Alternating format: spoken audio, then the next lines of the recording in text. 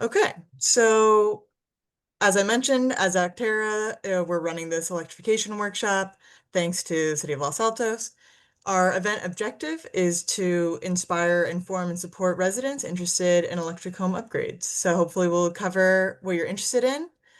We're gonna go pretty fast so we can have a lot of time for questions at the end. And so our agenda is we'll go over heat pumps. So that includes HVAC systems, which is air heating and cooling, and water heaters. Talking really quickly about electric panel upgrades for different folks with different electric amps, induction cooking, solar panels, and EVs and EV charging, and then question and answer. And with that, I pass it to my friend Wei Tai. Actually, I'm going to jump in and do the Oh, first half. sorry. Go, Yeah. Diane, Good please. evening. Yeah, no worries. Good evening. This is Diane Bailey here. I'm a sustainability program administrator with the City of Palo Alto. And thank you so much to Actera and everyone who is collaborating on this workshop. So I'm going to start with some basic facts about why even go electric. I assume you're here because you have some interest, but wanted to note that we're so fortunate here in the Bay Area to have extremely clean electricity throughout the Bay Area. In fact, San Mateo County, through PCE and Palo Alto utilities, both deliver 100% carbon free electricity. And other energy agencies around the Bay also are very clean. Silicon Valley Clean Energy electricity is about 80% carbon free.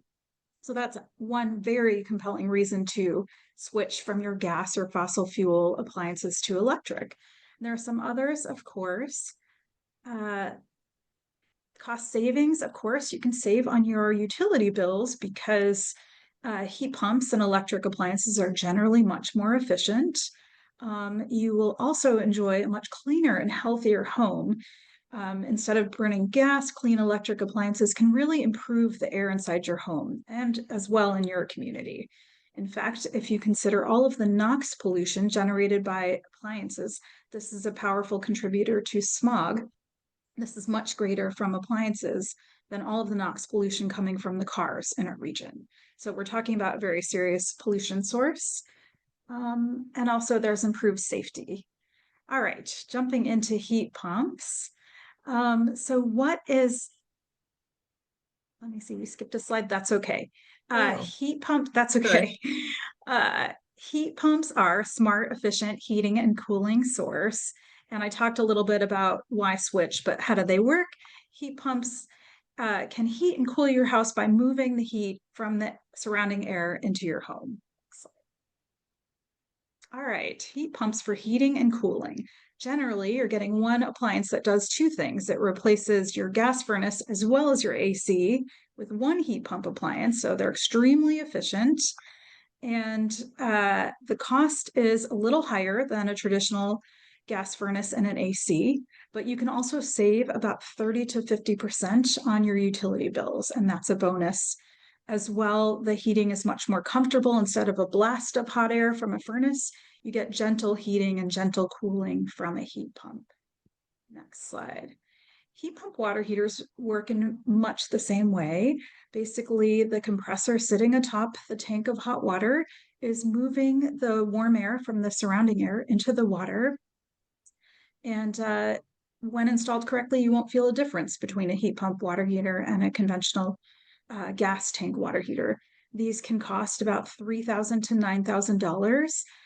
9,000 is for complicated cases when a water heater needs to be relocated or has significant electric work that needs to be done. Usually they're much less expensive, and especially with the ample incentives available in our area. And I'll talk about those in a minute. And similar to heat pumps for HVAC, you can cut your utility bills by about $100 a year. Next slide. All right, so let's talk about cost and some of the differences. Heat pumps generally provide the same heating and cooling and the same hot water. You shouldn't feel a difference from your standard conventional devices. They work very well and they cut your utility bills, like I mentioned before. They come in a lot of different sizes and types. With heat pumps, with a water heater, you can have a unitary unit with a compressor on top that looks just like a conventional unit, or some units have the compressor sitting outside so that they're extremely quiet and you don't hear any noise inside your home. These are quite different from tankless though. And so they're best paired with water saving strategies like low flow shower heads. With HVAC, they come in several different configurations. You can have combined units that do space heating, cooling, as well as water heating. But in general, a centrally forced air heat pump HVAC unit, this will cost about $15,000 to $25,000. And these can just drop in where your conventional furnace used to be and use that air handler. And then, of course, there are mini splits, and these work great for ADUs and single or several rooms. They can also work really well in Eichlers. They have a header unit up on a wall that can heat or cool several different rooms. And then the compressor is located outdoors. And these can be much cheaper, starting at just $2,000. And again, rebates are available. There are ample rebates and incentives in our area. Next slide. So of course, there's a federal tax credit that you probably heard much about, up to 30% of a tax credit on heat pumps for heating and cooling, as well as water heaters. You can get up to $2,000 off of your tax bill. And unfortunately, that's ending at the end of this calendar year. So hurry up and install those heat pumps. You can only take one heat pump tax credit in a single tax year, so be aware that if you're thinking about either a heat pump water heater or heat pump HVAC, you probably want to do heat pump HVAC first to get that full $2,000 tax credit while that lasts. Again, sunsetting at the end of the year. We also have some state rebates available. Tech Clean California and HERA, about $4,000 to $8,000. These rebates are in very limited supply, they're dwindling. We don't expect those to last much beyond the end of this year. So again, if you're thinking about installing a heat pump, it's a great time. The discounts have never been better. In addition, low income and moderate income households around the Bay can take part in BayREN's EASE program to get some really significant discounts and in some cases full cost coverage for their home upgrades. Next slide. All right. We're very fortunate to have community choice energy agencies around the Bay that all offer some program or another to help you electrify your home. Here in Los Altos, we're served by Silicon Valley Clean Energy, and they have an excellent suite of rebates up to $3,000 for a heat pump water heater, up to $3,500 for heat pump HVAC. SVCE also has a number of other programs to help you electrify. They have free consultations with an expert. They have a platform that allows you to automatically get quotes from contractors so that you can compare quotes very easily. And they also have a full service program that helps you, they hold your hand from start to finish with the concierge staffed by Franklin Energy to help you electrify your home from top to bottom using all of the rebates and discounts and stacking them together, including the discounts that I mentioned in the last slide. And lastly, they do have an emergency water heater replacement program in SVCE. So if your water heater gives out, they guarantee replacing you, getting you into a heat pump within several days. I won't go through all the others, but I believe you'll get these resources afterwards. All right. And lastly, I want to know it's really important to consider your whole home when you're selecting a heat pump because some homes can be limited with a small electrical panel. Many homes around the Bay have just 100 amps of electrical service, and that can be tight when you're switching out gas appliances for electric appliances. Contractors will often tell their customers that they need to upsize their electrical panel. That's really not true unless you have a specific type of electrical panel that has a known safety hazard. If that's the case, then it's a good idea to go ahead and replace it, get a larger panel size. But for most of us, our old panels of just 100 amps are just fine to fully electrify. You can do a lot of things around your home to cut the electrical use, to share circuits with what's called circuit sharing devices, and to throttle down the way you charge your electric vehicles. And Wei Tai will talk about this in a moment. Slow charging works well for most of us, and that helps us stay within a 100 amp panel. And lastly, if you work with your contractor to let them know that you're going to be electrifying multiple appliances, they can take steps to get very efficient appliances for you and kind of conserve some of that capacity on your panel. And now I'll turn it over to Wei Tai for induction cooking. Thank you. Thanks for the great overview, Diane. That was excellent. My name, by way of introduction, is Wei Tai Kwok, and I'm joining you today from the San Francisco Bay Area city of Lafayette. I wanted to share with you that back in 2019, my wife and I decided to retrofit our home to convert all of our gas appliances to go all electric, and then we could disconnect from the gas grid and remove our gas meter and become a zero emission home. And as Diane mentioned, since so many cities in the Bay Area, we enjoy very clean electricity through our community choice aggregators. I get 100% clean electricity, and if all my appliances are electric, then my home is a zero emission home. And who could imagine how straightforward that was? It's not as hard as we think. We can all do that, and that's why we're having this seminar today. So let me share with you one of the appliances we replaced, which was our gas cooktop. We changed it to an induction electric cooking cooktop, and that's what as the picture is on the left.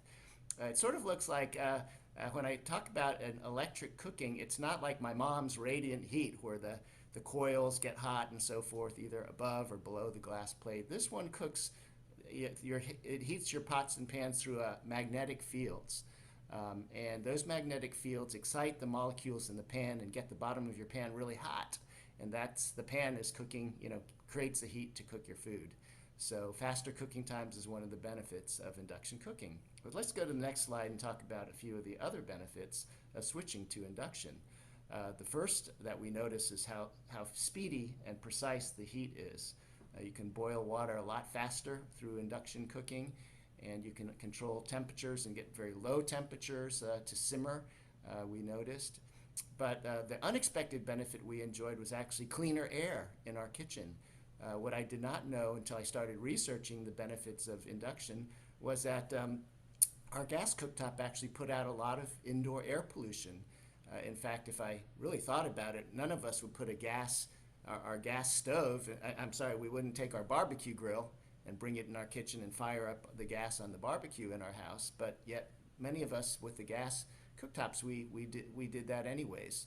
So the fact that there's no combustion happening through electric cooking, that's really a huge benefit to reduce indoor air pollution.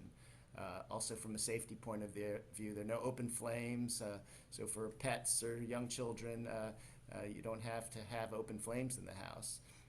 These induction cooktops are extremely energy efficient, and of course the environmental impact, as I mentioned, when you can run it off of clean electricity, then it reduces our fossil fuel dependence. So the good thing is today, while these rebates were not available to me back in 2019, they're available to you now. And in Silicon Valley Clean Energy territory, there are $500 to $750 rebates available. I think that when I purchased mine, it was about a $1,500 cooktop, a drop-in cooktop that you saw. So $500 or $750 towards a $1,500 cooktop, that's a very meaningful rebate. You can, of course, look for $3,000, $5,000 induction ranges and so forth, but they do sell in the $1,000 to $2,000 range as well. So all these rebates are really quite attractive to incentivize the movement over to induction cooking. Now, let's change topics. And in my day job, I actually work in the solar energy industry. And this is a picture in 2012 of when I put solar panels on my own home rooftop. Solar panels transform sunshine into electricity, and naturally that's a good thing by reducing our fossil fuel usage and so forth. So let's take a look at some of the new things about solar panels and installation these days.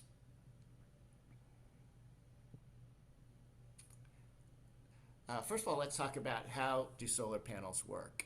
I show in the illustration on the right-hand side that there is a solar panel on the rooftop. Sometimes over on the left-hand side, you can actually have a ground-mounted system, so either on your rooftop or on a ground mount. It doesn't really matter, but it tends to be cheaper to do it on your own rooftop. And the sunshine that hits those solar panels create DC current, or direct current electricity. And that electricity, in order for you to run our microwave ovens and our dishwashers, which run on AC, alternating current, we have to invert the DC to AC. So all those electrons flow into the orange box that you see there. That's the inverter. And that converts the DC to AC, and then it feeds all of your home appliances first. So it looks wherever your lights are on in your house, all those solar electrons are there powering your own house, and anything extra flows out to the grid through your meter. Over on the right-hand side, that round meter will actually give you credits. Like as they go out to the grid, your meter will turn backwards and give you credits on the kilowatt hours you're contributing to your neighbors there. Okay, so that's fundamentally how a solar panel works. Now you'll notice on the left-hand side that there's a battery, because more and more homeowners these days are buying solar panels with batteries. And the reason why is that you can actually, just now I told you that your excess electrons could get sent out to the grid for use by your neighbors, but increasingly people want to store the electrons in their own house and use them for themselves later in the evening. And there are economic reasons to do that, and there's also security reasons, like if there's a power outage for 3 days, you've got to have a battery system in order to store your electricity to power your house in one of these power outages. So very common these days to buy solar panels plus battery storage. Let's go to the next slide, and we'll talk a little bit about the costs. These have been changing recently. Generally, the trend in the last 10 years has been cost reduction. And in fact, in the 15 years I've been in the solar industry, there's been like a 90% reduction in the cost of solar panels. So they're cheaper than ever, and solar is now one of the lowest forms of energy generation in the world for electricity. For a typical homeowner, if you look at the left-hand bubble there, it talks about the upfront cost. A typical California solar system will cost you about $15,000 to $20,000 before any rebates. And if you add battery storage to that, it actually adds another $15,000 to $17,000. So it's actually a big addition to add battery storage. Now, there is a 30% federal tax credit available to take 30% off both those numbers on the left-hand side. However, that tax credit was terminated by Congress this summer, and it will end on December 31st of 2025. So if you have not already started to get solar, it is too late now as we sit here in late October to have your system installed and connected to the grid by December 31st. But there is a path after January 1st next year to go through leasing companies, because Congress did not terminate the 30% tax credit for leasing companies. They did terminate it for individual homeowners, but leasing companies can enjoy the 30%, and they can pass those savings along to you in the form of a multi-year lease, or through a lease that might be a short-term lease, which you can buy out and essentially sort of enjoy the benefits through a lease and buyout situation. So it's a little bit more complicated financially, but we do think that the industry will be able to offer the 30% discount, just not in the traditional form. Now, on the right-hand side, we talk about the long-term benefits. I should mention that solar panels are warranted to last at least 25 years. And so these are systems that have no moving parts and that will last a long lifetime. And so over the lifetime of your system, you can be expected to save $20,000, $50,000. It all depends on your own situation. But your installers will generally give you an estimate during the free bidding process. So that good thing is really you can protect yourself against rising energy prices by sort of buying the systems today. This slide has some links in it, and when you get the slides, you can download them and learn more about solar energy. But let's go to the next slide and talk about a couple of the other incentives that are available. There's a whole long list. I'm not going to be able to go into all of these, but in the Bay Area, there are many, many programs to, depending on where you are or where your income is, to offer some sort of financing or rebates. Let me just draw your attention to the first bullet point, which is a nonprofit called Bay Area SunShares. And they are a group buying program where they aggregate customers and they pick, pre-vet some installers and who will offer 10 to 15% discounts. And so you can check them out at bayareasunshares.org, and they always have a fall buying program. So the program is open right now, and I think it closes in a couple weeks. So if you're interested, check it out, and you can get a bid for a system to be installed next year. Okay, and so the rest of the slides I won't dive into.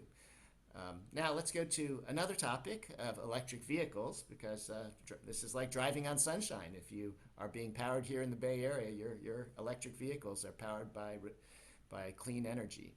I bought my first EV in 2012, a Nissan Leaf that had about 85 miles of range. And then subsequently, I've owned three more EVs that had 150 miles of range. And then the current car I have is a Hyundai Ioniq 6, which is over 300 miles of range. So the cars keep getting better, and the price points are actually almost about, even better as well. So it's really a great time to look into EVs. Let's go to the next slide and see how they work. We want to talk, in this case, about 100% battery electric charging. You can see from the illustration above that you can plug in your car, that the batteries are typically under the cabin where you're driving, and those batteries drive the electric motor up in the front there. 250 to 350 miles is now the current range, and that's certainly enough to get us all around the Bay Area and back and forth. There's certainly benefits to reducing your CO2 emissions, not burning gasoline. And in addition, I love the fact that, compared to $4 gas, it's much cheaper to drive on electricity, maybe 70% cheaper to drive on electricity than on gasoline. And in addition, you don't have oil changes, oil filter changes. All the times you're going to get your car maintained, there's very little maintenance on electric vehicles. In the last decade that I've been driving, it's really amazing. And needless to say, also, it's fun, really fun to drive. So let's pivot a little bit to say a lot of people worry about charging, how I'm going to charge my car, my electric vehicle. And so there are just three terms you're going to hear when it comes to charging your car. You'll hear something called level 1 charging, level 2 charging, and sometimes you'll hear level 3 or DC fast charging. But for us residential homeowners, we're really focused on the two on the left, which is at a most basic level, you can have level 1, which is a 120 volt charger through a standard plug that we have in our wall. And usually this comes with the car you buy. If you buy an EV, it comes with a 120 volt charger, so you can drive it home, plug it right into your house, and that will give you 45 miles of range overnight in like 10 or 12 hours, let's say. And if you plugged it in 24 hours, it'd be double of that, 90 miles. And that actually, for many people, including myself, is enough for my needs, because like 90% of people drive less than 50 miles a day. And so the left-hand one, you can use without retrofitting your home. However, if you want faster charging at home, and you have 240 volts, which we do have, like a electric clothes dryer has a 240 outlet, and so if you have that in your garage, you can plug this level 2 in, or you can have an electrician come in and wire that for you. That one is much faster. It gives you 25 miles per hour. So over 10 hours, it could give you 250 miles, for example, and that's completely sufficient. The one on the right, DC fast charging, is out in public charging. If you go to a supermarket and you need to charge for 15 minutes, that's also available. Or if you're living in an apartment or a condo that does not have charging and you can't do level 1 or 2 on the left, then there are DC fast charging. These are super fast, and you can charge 200 miles per hour in some cases.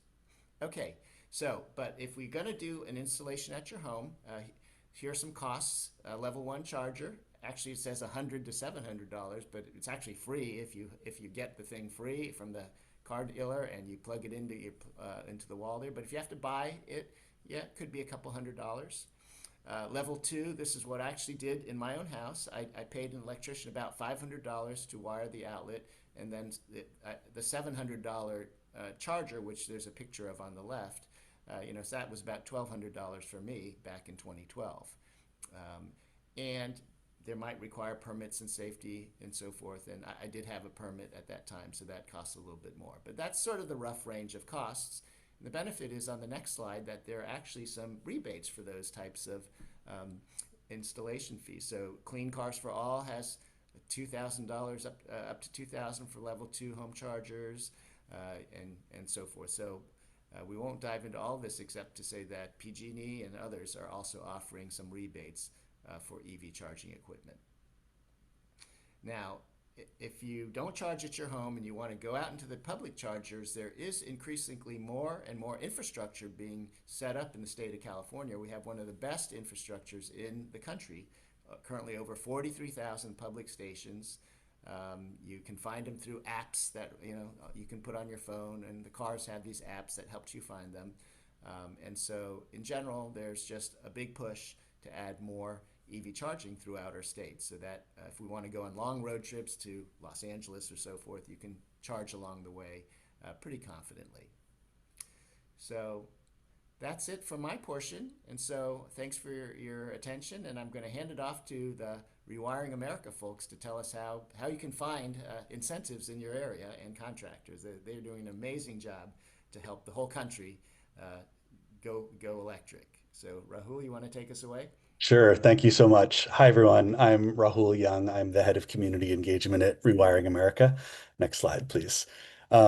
As you just heard, we are a nonprofit that works across the nation, although I'm based in San Francisco, on electrifying homes. And we kind of do this in a lot of different ways with a policy team and a digital products team and a communications and marketing team. But I'm part of the community implementation team, which is working hard on just trying to get the equipment that you've been hearing all about into folks' homes. But we do have a ton of resources. So if you want to go deeper on any of the technologies that you heard about today, you can always go to homes.rewiringamerica.org and go as deep as you want on various technologies. And I believe Irvin's going to be putting some of the links in the chat for folks too. Next slide, please.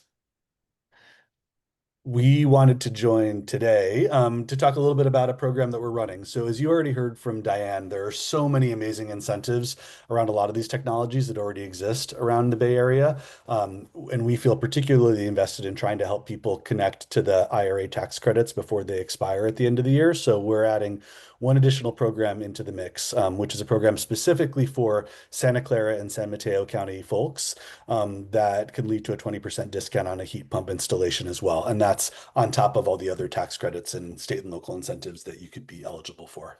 Next slide, please.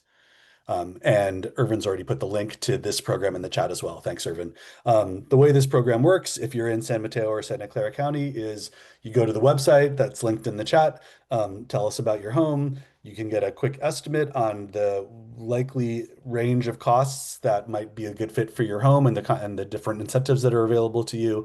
And then if it makes sense to you, we're happy to connect you with one of the contractors that we're working with. Next slide, please. Those 5 questions, it's really just this basic. What's the heating fuel? Do you have ducts in your homes? Your home address, your household size, and household income. Next slide, please.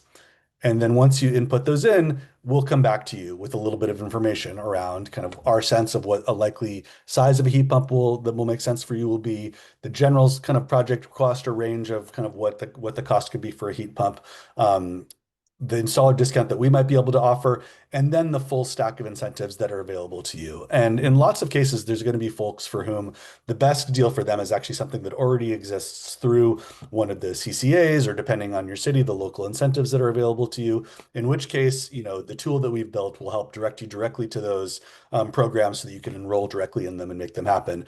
For folks who might slip the cracks in other ways, and where there might be a different set of discounts that make sense, again, we're happy to kind of give you that information so that you can make an informed decision and then connect to the program if it makes sense. But either way, we just want to route you to whatever the best deal is that gets you to the lowest price possible for a good quality installation of a heat pump. Next slide, please. And in addition, we want to get the first cost down as far as possible, but also recognize for folks that, there still is going to be a gap there. And if you don't have the cash to be able to, pay that entire money, there's lots of great financing options available, again, through the local CCAs. So we just want to make sure that you have that information in one place as well, and just know what's applicable to you so that you can make a full decision for what the right set of kind of costs and financing will be for your installation. Next slide, please. And again, finally, if it turns out that there might be a good fit for you, we're happy to connect you with one of the contractors. The contractors who we're working with are already certified and qualified for all the different incentive programs that exist throughout the nine Bay Area counties in the state. And we also make sure that any of the equipment installed will actually be eligible for the tax credits because that can be kind of complicated at times too. So we do that. We have folks on our team who review the quotes that go out to make sure that the discounts are being applied and that all the equipment is appropriate for the house as well, just so that you can have a little bit of kind of a third party set of eyes on your installation as well. And again, we're looking to maximize the savings as much as possible by coordinating across all of the programs. Next slide, please. And again, just want to kind of reinforce one last time, as Diane said, this is a particularly good time to get a heat pump because of all the range of amazing incentives that exist at the state and Bay Area level. But these tax credits that exist and unfortunately will be going away in the case of heat pumps and some of the other home electrification equipment at the end of the year. So, I think if you're on the fence and trying to think through when the right time is, it's definitely worth taking it seriously now and exploring it. There's still time now if you start the process to be able to work with a contractor and have these technologies installed before the end of the year so you can take advantage of those tax credits. And it's also a time where you know that these other great state and local incentives do exist because, hopefully a lot of these will continue on in 2026 and beyond, but that can be different, especially for some of the state incentives as well. So great to take advantage of these while they can too. Just want to make sure that you understand kind of what will be expiring when. And with that, please don't hesitate to reach out. Next slide, please, with any questions you have. If we're not able to answer it today, there's an email address here that you're welcome to send stuff to. You're also welcome to email me directly at Rahul, Rahul, at rewiringamerica.org. And that's it. Thank you, Rahul. Really excellent stuff. That's awesome. Okay, great. We did it in record time. So before we get into question and answers, just one last resource that Octera is providing. Just another reminder, there's plenty of live links throughout this slide deck that you'll be able to access once it's sent to you. And you can scan this. This is just a rebates and incentive list that Octera has built up over the years. Just a nice document to keep in hand. And with that, we can start to enter the question and answer phase. So let's see. I think some folks had some questions in the Q&A. Let's see. Okay, cool. Let's see. Oh, Rahul, do you want to answer that question by Kathy really quick? Are you able to see Sure. that? I was just typing, but we can just do it live instead. Yeah, Yes, please. Kathy's question is just to clarify, the heat pump program I'm talking about is just for heat pump HVAC or AC and heat, and not for heat pump water heaters. And yes, Kathy, that's correct. For this pilot program that we're running right now, it's really just for heat pumps. But obviously, as an organization, we care deeply about heat pump water heaters too. So part of the pilot process for us is to do the best we can with this one technology this year, but then to really revisit it and hopefully both in terms of the geography, since this was one of the other questions in the Bay Area, and in terms of the technologies to be able to expand this in the years to come as well. So sorry not to be able to help you with that too, but heat pump water heaters are great as well, and hopefully you can find a great deal there too. Cool. Is anyone not typing and want to jump in on some of these questions? Someone is asking about a battery first before solar. Is that possible? Sure, there's a question called, can you install a battery first before December 31st, even if you do not have your solar installed yet, in order to get the tax credit? And what are the pros and cons and any barriers to that? Um, this, you got to probably ask your tax accountant, but at least for solar systems, you have to have permission to connect to the grid with the solar system because you're sending electricity out. A battery system, if you're not sending electricity out to the grid, it could be a different story. You may not have to. It might be subject to different rules. So I don't actually know the exact answer from an accounting point of view. But if you email us, we can double check that or look into it a little bit more. It's a great question. Yeah. Diane, it looks like you're typing something. Do you want to say it out loud? Sure. Yeah, to the question. Well, first, let me speak to the mini splits, and then I want to talk about the question about upgrading from 100 to 200 amps. So for mini splits, yes, we know that some homes are very limited in the wall space, and so it's difficult sometimes to find a heat pump HVAC solution that can work. But there are some brands out there that have solved this problem. They have ceiling units that can provide the hot air and cold air and really compact profile. So Efoca is one. I think that's a European brand. There are some contractors in the Bay Area that are very skilled with these kind of alternative approaches from outside the US and importing those approaches. Alternative HVAC solutions is good with those alternatives. Um, Fuse is another contractor who you could try. I would say try to get a couple bids, even if you think you're living in an Eichler or home that's very difficult to have heat pump HVAC. You'll never know until you try to get those bids. To the point about upsizing your electrical panel from 100 to 200 amps, please don't do it because it takes a lot of time and it's very expensive. The one exception is if you have extremely high hot water needs, maybe there are some exceptions and you have a very large swimming pool you've got to heat or something like that, you might need a larger panel, or maybe it's extremely large home. In most cases you can work with an electrician if your panel is a safe panel and doesn't need to be replaced due to recalls.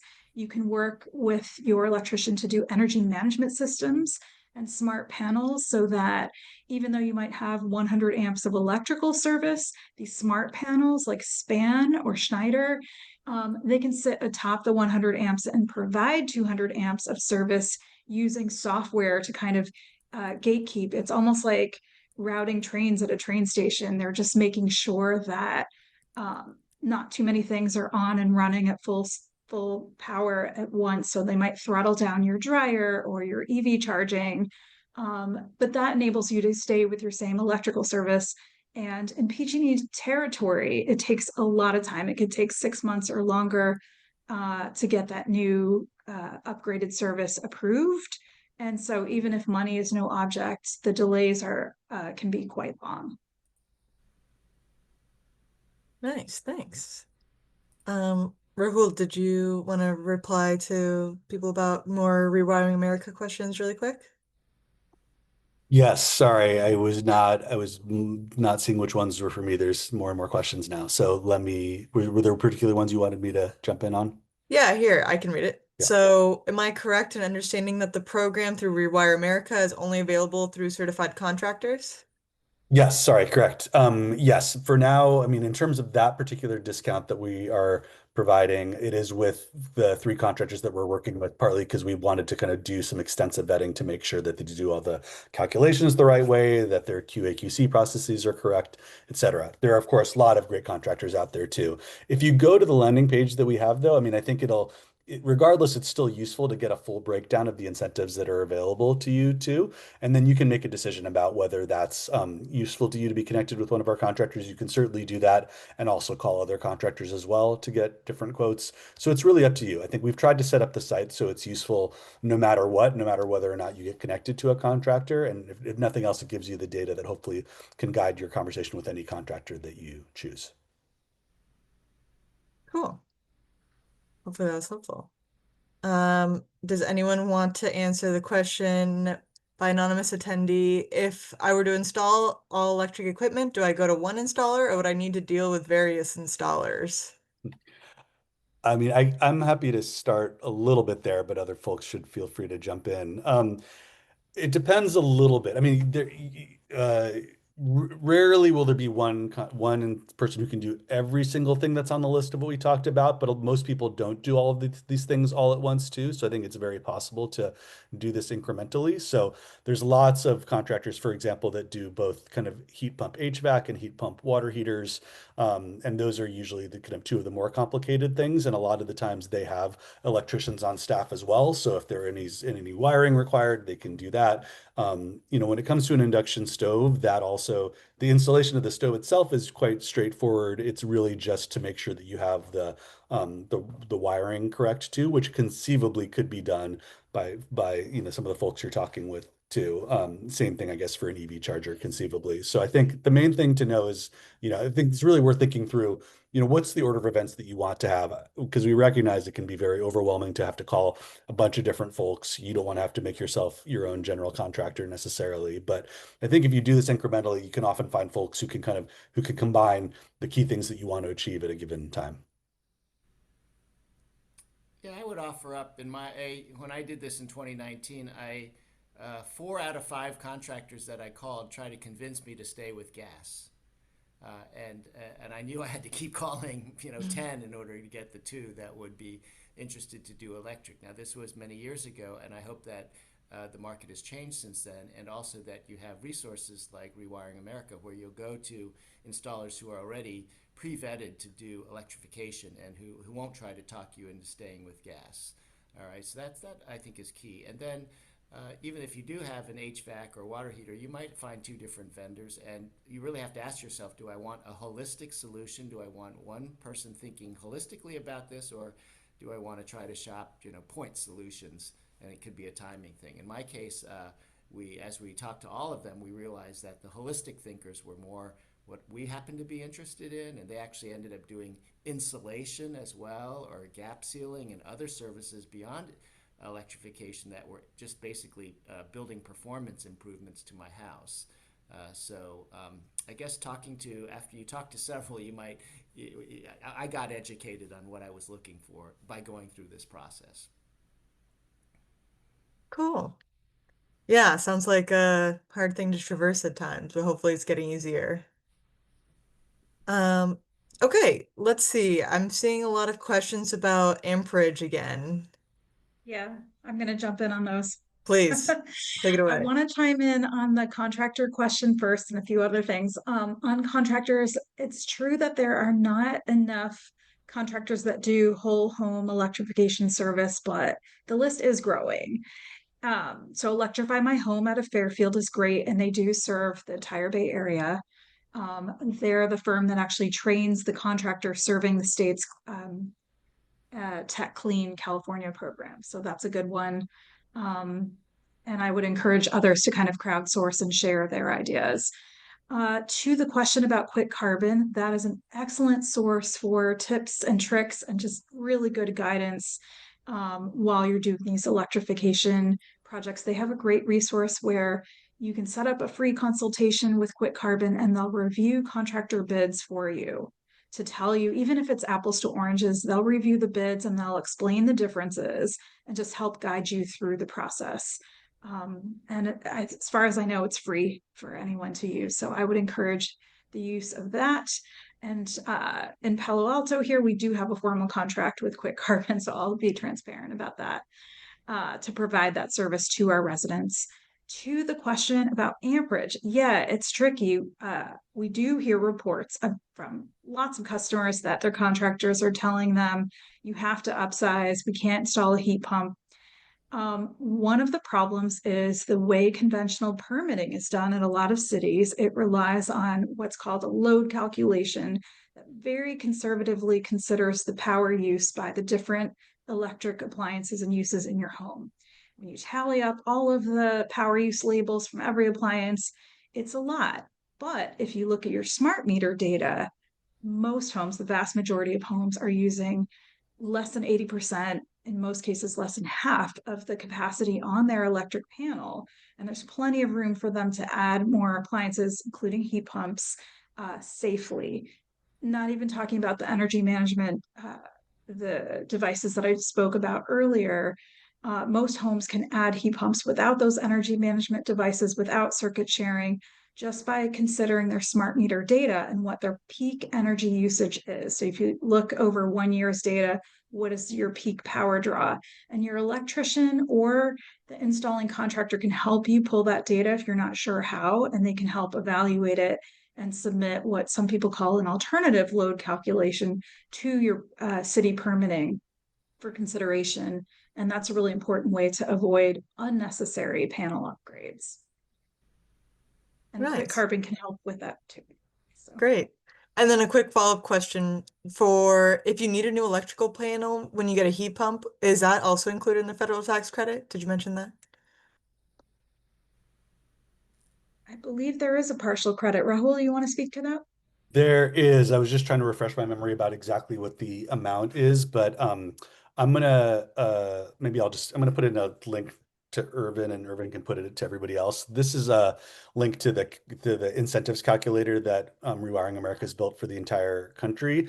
And so this is for tax credits. This is a great place to go, and this will give you all the information you need about tax credits. And this will also answer one of the questions another person had about tax credits for insulation and getting an energy audit as well. You'll get the full list of kind of what those tax credits can look like and an explanation of each of them. And then we also, for Californians, we'll also link to the Switches On, which is a great state level calculator as well. So you can really combine that with all the state rebates as well. But but the short answer is there are tax credits available for insulation and an energy audit and panel upgrades. The details of kind of what you need to do qualify for those, you can all find at the calculator that Urban just sent out to everybody. Thanks, Urban. Cool. Okay. Does anyone else see a question that speaks to them that they can respond to? Sure, there's one from Greg that says, can you discuss the cost or efficiency of a wall-mounted mini split versus a ceiling-mounted one? And I would say that in my house, we have 8 wall-mounted mini splits.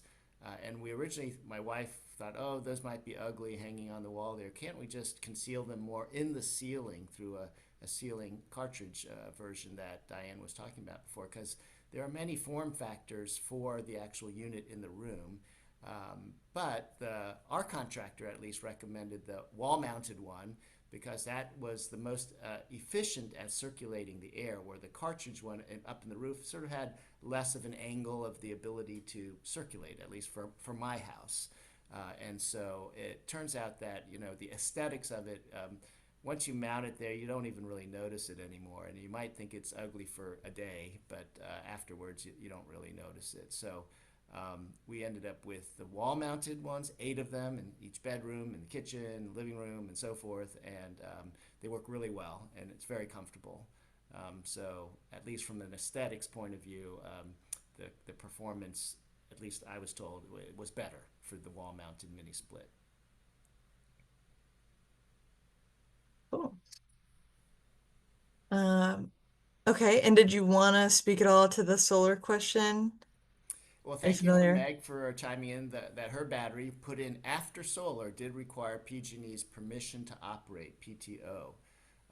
So this might be part of the answer, but the questioner asked if you put a battery in with no solar, what is the ruling? And that one, I could check the tax code, but I would just actually ask the battery providers. The installers may also know the answer to that question, whether it requires PTO, permission to operate, or not. I don't want to speak out of turn, so I would defer to installers. Just in the interest of time, if you want a quick answer, ask your installer if it's needed in your jurisdiction. I know we have potentially callers from around the country on today's session. Nice. Joanna, I'd like to speak to the question about rebates, and some are difficult to get. Yeah, And please. yeah, I'll acknowledge that. Okay, so Tech Clean California incentives can be quite difficult. We have heard from some contractors saying they don't want to offer those anymore because oftentimes the applications say require lots of photos and documentation. It can be difficult. There's a high rejection rate for different reasons. That's one set of incentives. I think that most of the community choice energy agencies have rebates that are very easy to get. So it's the one tech clean incentive from the state that's difficult, but I would say the rest of the rebates are easy to get or moderate effort. And it is very important to check with the contractor. Will they help you redeem those rebates? Some can be the homeowner's responsibility. Some have to be redeemed through the contractor directly. So that's an important conversation to have. But not all of the rebates are difficult. And the tax credits, if you install before the end of the year, super easy to get those on your tax returns. And I know we're near the end of time. Just a couple more links that I sent to Irvin that hopefully Irvin can pass on to everybody else here. I see there's a lot of questions obviously around the 100 amp question too. So just wanted to provide a couple resources.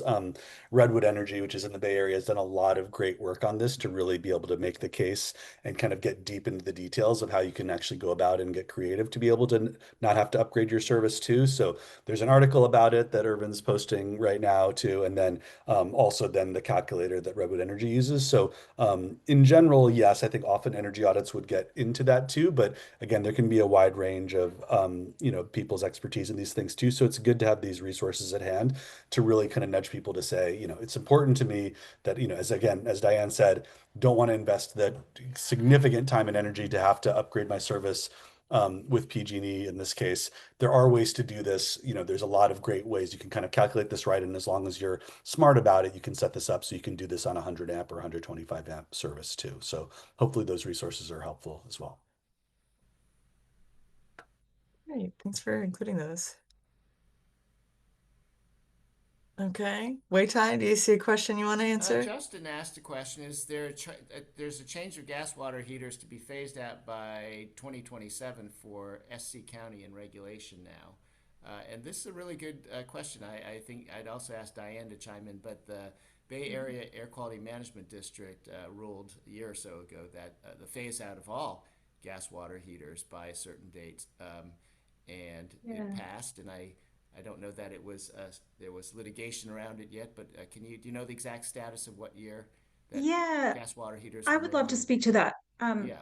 Yes, so I don't know of any individual cities that are requiring this. To the one anonymous comment, Palo Alto doesn't require a switch to electric heating, although we encourage it. It's a good idea. Yes, to Wei Tai's comment about the air district having clean air standards that were adopted in March of 2023, these standards will be phasing in for water heaters beginning in 2027. The agency is looking at allowing a lot of flexibility to ease the transition, and those flexibility points are under discussion right now. So they remain to be seen, but there will be a lot of accommodation for difficult cases. It starts with water heaters in 2027. I think tankless water heaters will be no longer allowed in 2029. And gas furnaces, I think, will no longer be allowed for purchase for the residential setting in 2029. It's not that these will be banished, and it's not that anyone will knock on your door to check. It's just that the polluting devices won't be available for sale in the 9 County Bay Area.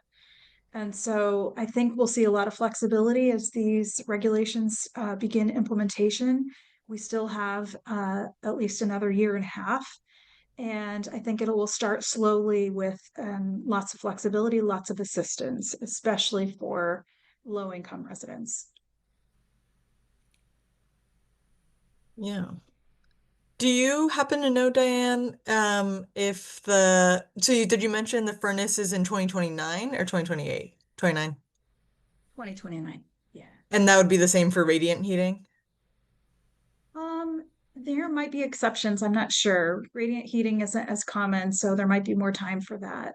But again, it's not a required change out. It's just for when homeowners are going to purchase new heating and new water heating, the polluting devices won't be available for sale here. So it's not a required change out. It's just if you're shopping for a new heater or water heater, then it's just the clean zero emission devices that are available. Okay. Man, I don't know who gets the last question, but the one that speaks to me, does the energy audit do a load calculation to see if you need a panel upgrade or not? Are there technologies or gadgets to help share the circuit? Yeah, I'm happy to yeah, jump I'll in. answer that. Try to. Oh, Oh, no, go go ahead, ahead. Rahul. No, Diane, go for it.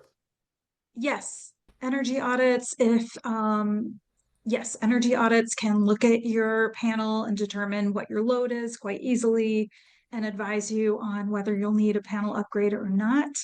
And yes, of course, there are gadgets to help share. There's Dryer Buddy that helps share a circuit with your dryer and your EV charger, and there are all sorts of gadgets.